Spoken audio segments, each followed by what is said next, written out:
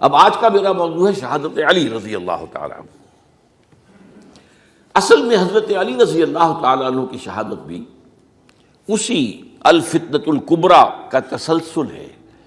وہ جو عبداللہ ابن سبا کا پیدا کردہ عظیم ترین فتنہ تھا، اسی کا ایک نتیجہ حضرت علی کی شہادت بھی ہے، لیکن وہ بات ذرا تفصیل سے سمجھنی ہوگی، اور اس کے لیے میں ممنون احسان ہوں۔ حال ہی میں ایک کتاب چھپی ہے، ڈاکٹر سید رضوان علی ندوی، وہ محقق ہیں تاریخ کے، انہوں نے بڑی تاریخی تحقیق کے بعد جو باتیں بیان کی ہیں وہ میں آپ کے سامنے رکھ رہا ہوں۔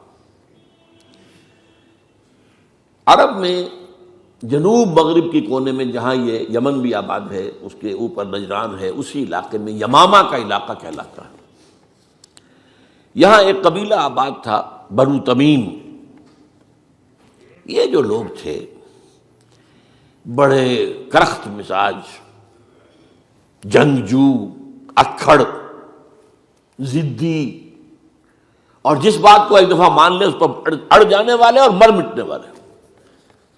یہیں سے فتنہ پہلا اٹھا تھا، سب سے بڑا جو نئے جھوٹے نبی کھڑے ہوئے تھے ان میں سب سے بڑا تو مسیلمہ کذاب تھا، یہی تو علاقہ تھا۔ اور اس کے خلاف اس فتنے کی سرکوبی میں کتنے صحابہ، 1200 صحابہ ایک جنگ کے اندر شہید ہوئے، جن میں 500 جو ہیں وہ حفاظ تھے رضی اللہ تعالیٰ عنہ اجمعین۔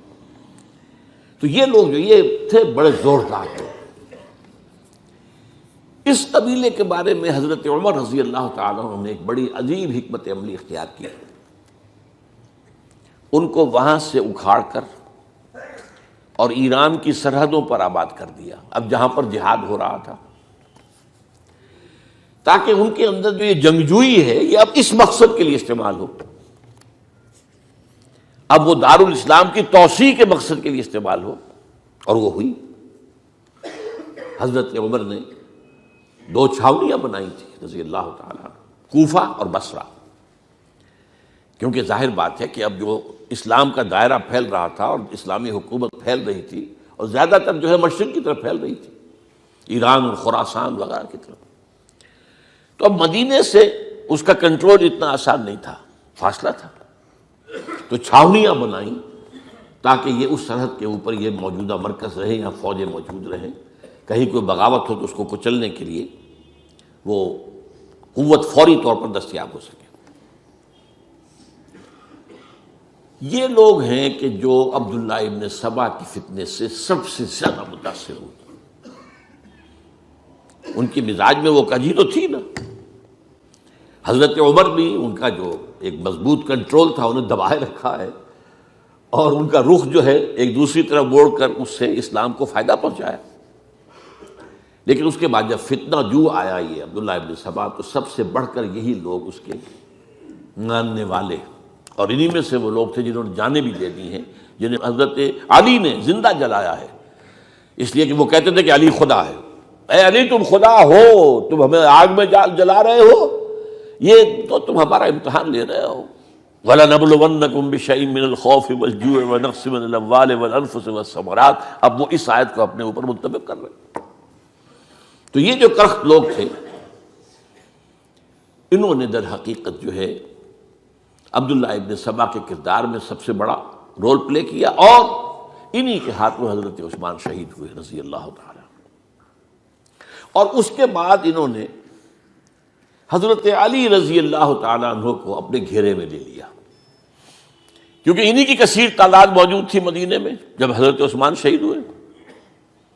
اس کے بعد اب ظاہر بات ہے کہ کوئی نہ کوئی تو خلیفہ ہونا چاہیے تھا۔ حضرت طلحہ سے کہا گیا، انہوں نے معذرت کر لی، حضرت زبیر سے کہا گیا، انہوں نے معذرت کر لی۔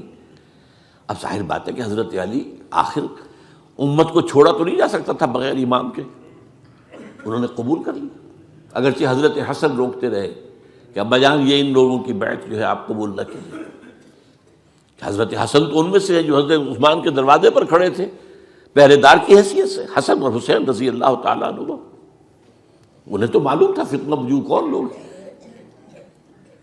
اس کے بعد حضرت علی رضی اللہ تعالیٰ عنہ نے اسی حکمت سے، جس حکمت کے تحت حضرت عمر نے یہ چھاونیاں آباد کی تھی، دارالخلافہ بھی مدینے سے کوفہ منتقل کر دیا، تاکہ پورے عالم اسلام کو کنٹرول کیا جا سکے اس مرکز کے ساتھ۔ اس کا نتیجہ یہ نکلا کہ اب گویا کہ حضرت علی کے گرد ان لوگوں کا گھیراؤ مکمل، کوفے میں یہی تو آباد تھے، کوفی یہی تو تھے، حضرت عمر نے انہیں لا کے یہاں آباد کیا تھا۔ جب حضرت علی نے کوفے کو اپنا دارالخلافہ قرار دیا تو گویا کہ ان کا پھر عمل دخل بہت بڑھ گیا۔ ایک طریقے سے یوں کہا جا سکتا ہے کہ انہوں نے اب حضرت علی رضی اللہ تعالیٰ عنہ کو اپنے محاصرے میں لے لیا۔ چنانچہ جنگ جمل کے موقع پر یہ ہوا ہے کہ صلح ہو گئی تھی، حضرت عائشہ رضی اللہ تعالیٰ عنہ کے جو نمائندے تھے اور ادھر سے حضرت علی، صلح ہو گئی تھی، طے ہو گیا تھا کہ ہاں قاتلین عثمان کو جو ہے اس کو سزا دی جائے گی، قصاص لیا جائے گا حضرت عثمان کی قتل کا۔ لیکن ان لوگوں نے 10,000 آدمی کھڑے ہو گئے کوفے کے اندر، ہم سب قاتل ہیں عثمان کے، لو قصاص ان سے اگر لے سکتے ہو، جس کے نتیجے میں اور انہوں نے جنگ شروع کر دی۔ اور جب جنگ شروع ہو جائے تو پھر اس کے بعد تو کوئی نہیں دیکھ سکتا کیوں شروع ہوئی، کیسے شروع ہوئی، کس نے شروع کی۔ اب تو یا مارو یا مرو، دو ہی باتیں ہوتی۔ 10,000 مسلمان ایک رات میں شہید ہوئے جنگ جمل میں۔ اب اس کے بعد حضرت علی رضی اللہ تعالیٰ عنہ کی خلافت جو ہے حضرت امیر معاویہ نے ماننے سے انکار کر دی۔ جب تک قاتلین عثمان کو سزا نہیں دیتے ہم بیعت نہیں کریں گے۔ یہ نہیں کہ دعویٰ کیا ہو کہ میں خلافت کا حقدار ہوں، یہ نہیں، لیکن یہ کہ آپ کو ان کو سزا دینی چاہیے۔ اب یہ تھا وہ مخمصہ جس میں حضرت علی رضی اللہ تعالیٰ عنہ وہ فرماتے تھے تم میرا ساتھ دو تو میں ان قاتلین عثمان سے سزا جو ہے ان کو سزا دے سکتا۔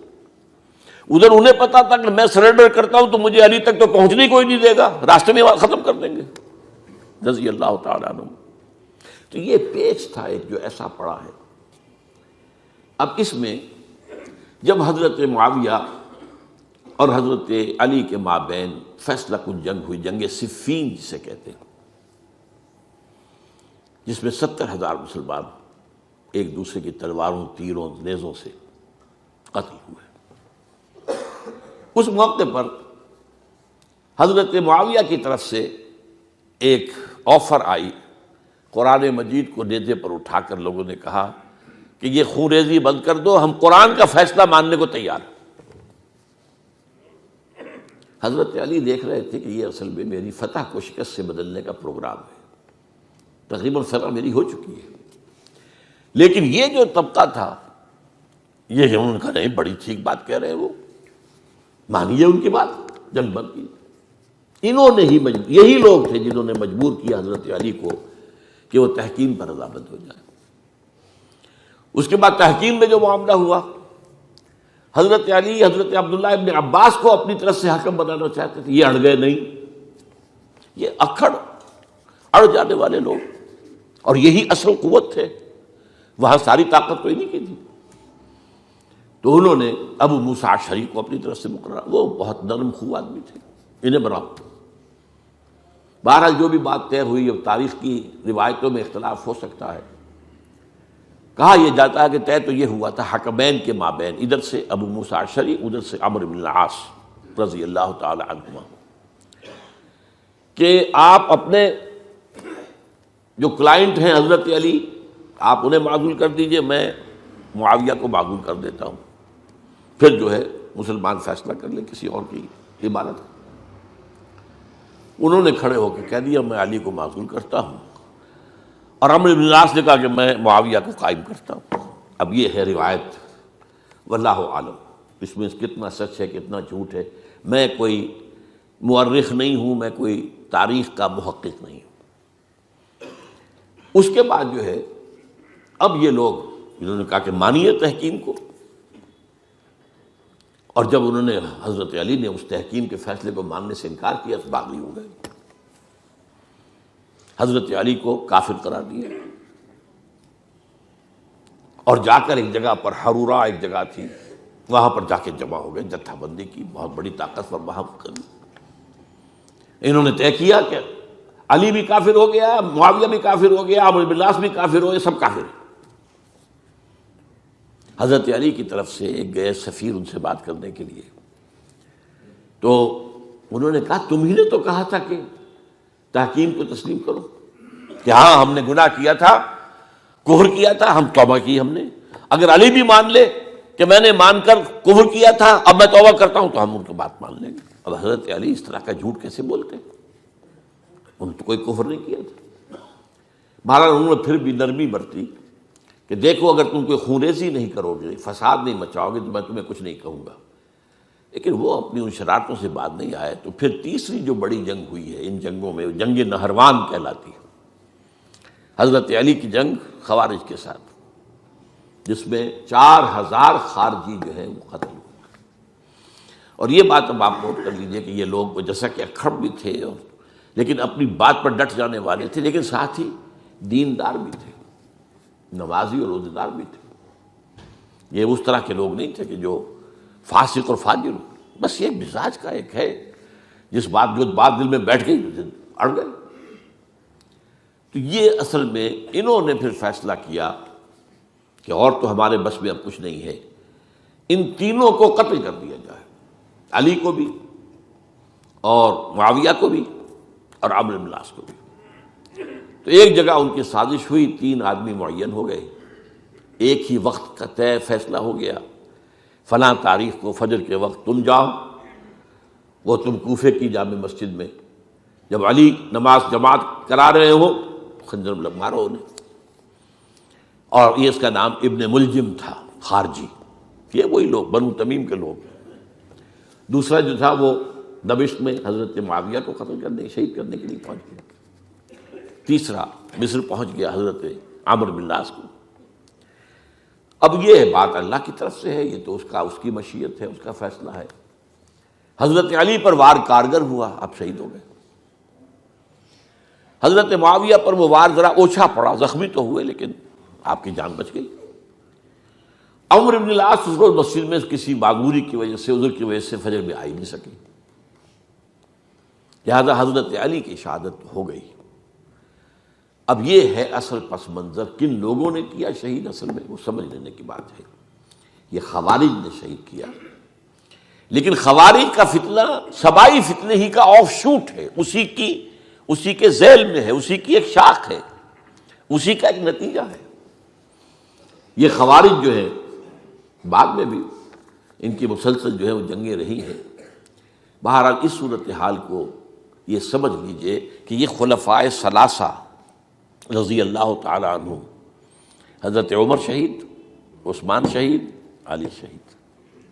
عجیب بات ہے کہ تینوں کا نام عین سے شروع ہوتا ہے، عمر عین سے، عثمان عین سے، علی عین سے، تینوں شہید ہوئے ہیں۔ لیکن یہ کہ یہ ہے تاریخی پس منظر۔